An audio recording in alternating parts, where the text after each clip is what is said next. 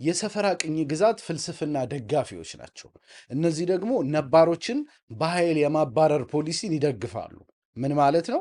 የሆነ ነባር ህዝብ ይኖራል፣ እዛ የሚኖርበት ቦታ ይኖራል። ያንን ቦታ ለማስለቀቅ የሚመጡ ወይም ደግሞ የተለያዩ ትርክቶችን ተጠቅመው ልናሰለጥናቸው ሊሉ ይችላሉ፣ ሃይማኖት ልንሰብካቸው ሊሆን ይችላል። ብቻ በማንኛውም መልኩ ነባሩን ማህበረሰብ ነቅለህ ማባረር፣ ከዛ ቦታ ላይ ማጥፋት፣ ሰብጁጌት ማድረግ፣ ቦታቸውን መቀማትና አገልጋይ ማድረግ የቅኝ ገዥ ሜንታሊቲ ነው። በአጠቃላይ ይሄ የቅኝ ገዥ ኃይሎች በሙሉ የሚጠቀሙበት ነው። አንዳንድ ጊዜ እንደውም ለየት ያለ ትርክትም ይዘው ሊመጡ ይችላሉ። ስካንዲኔቪያን ሀገራት ሲመጡ በሰብአዊ እርዳታ ስም ነበር የመጡት። በኋላ ላይ ኮሎናይዝ አድርገው አፍሪካ ላይ ብዙ ችግር አድርሰዋል ማለት ነው። እና ብዙ አይነት ትርክት ሊይዝ ይችላል። የትርክቱ መለዋወጥ ብዙም ትርጉም የሚሰጥ አይደለም ማለት ነው።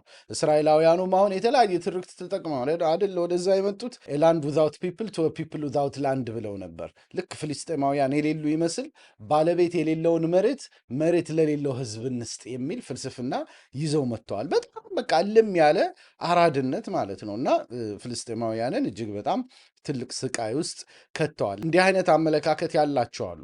እንደውም በሌሎችም ነገሮች ይህን የሰፈራ ቅኝ ግዛት ሜንታሊቲያቸውን ይሄ ሰዎች ነባር ህዝቦችን ሰብጁጌት የማድረግ ምን የማድረግ ፍላጎታቸውን በሌሎች የፖለቲካ አቋሞቻቸውም ላይ ማስተዋል ይቻላል ማለት ነው። ከእንዲህ አይነት ክፉ ፍልስፍና ጋር በሆነ መልኩ ሌጋሲ ያላቸው አካላት በእንዲህ አይነት አስተሳሰብ ሲጠለፉ ይታያል። በጣም ግርም የሚል ተቃርኖ ነው ማለት።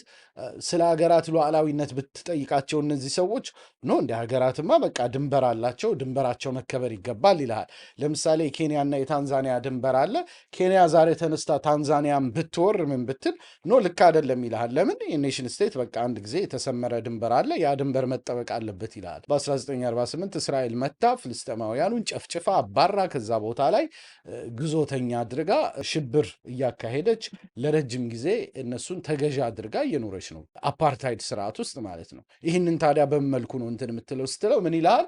አይ እነሱ እኮ ድሮ የዛሬ 4000 ዓመት 2000 ዓመት በፊት ይኖሩበት ነበር ይልሃል። የሰፈራ ቅኝ ግዛት ማለት ይሄ ነው። ነባሩን ህዝብ ነቅለህ ትመጣለህ። በቃ አሁን ይሄ ቦታ የኔ ነው የሚገባው፣ ድሮ የኔ ነበር ብለህ ክችች ትላለህ ማለት ነው። ይህንን ፍልስፍና በአንድም ሆነ በሌላ መንገድ በራሳቸው የፖለቲካ ፍልስፍና ላይ የሚያንጸባርቁ ሰዎች እስራኤልም ላይ ሲመጣ ይህንን ነገር ሲደግፉት ይታያል ማለት ነው።